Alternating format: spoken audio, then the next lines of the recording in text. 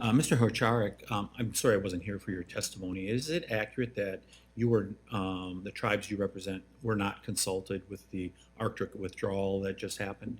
That is accurate, yes. You were not consulted. The cooperating agencies that are members of the organization that I represent were not consulted, no. What do you think should be done about that? I wish that the administration would follow some of their strategies and memos outlining the willingness and the want to consult with Indigenous communities and the willingness and the want to stand them up economically through whatever lens they want to look at it. I would hope that they would continue to move forward and put action to those words. In other words, they should follow the law. What benefits have Alaskans gotten from oil in Alaska since it was found? Started producing back in the 60s or 70s. Go ahead.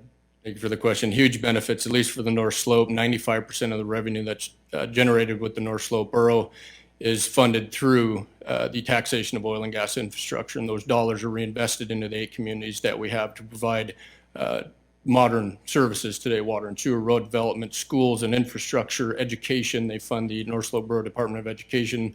They fund the Subcommittee College. Anything that is taken for granted, so to speak, for the most part anymore down here in the lower 48, that is fully funded through the development of oil and gas and taxing that infrastructure on the North Slope. So massive amounts of benefit that we've seen over the years from the 1970s when it was, including life expectancy increases of 13 years since 1980 to 2014. 13 years since 1980. That's a big benefit, isn't it? Huge benefit. It was said by the BLM person that was here. He said something about we wanted to make sure that those that live in subsistence cultures, that they're able to continue. Do the people you represent want more than subsistence? I didn't hear the last part of that question, sorry. Do the people that you represent want more than a subsistence living?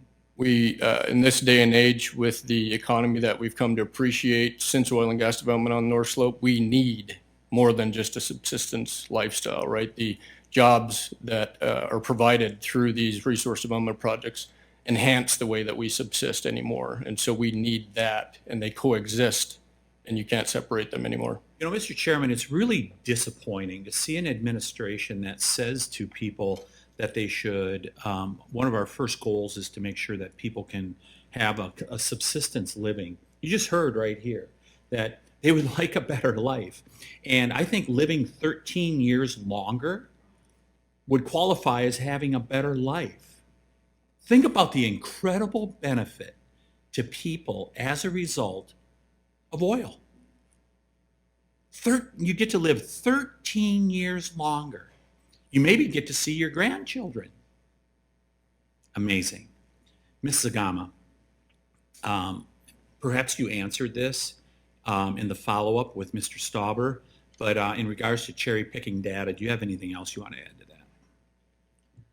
Well, we often hear that industry is leaving this huge cost to the taxpayer, and that's not true. We return $55 for every single dollar BLM spends administering the oil and gas program. Could I do a real quick follow-up here? So we hear all this about big oil, big problem. As a result of this stuff, are we going to have more smaller producers, those mom and pop operations that sometimes pop up in the oil patch? Are we going to have more of them as a result of these rules and regulations? Not when you increase all these costs on the small producer. It'll be left to the big guys. So it's only the big guys that can survive, is that correct? That's right. Yeah.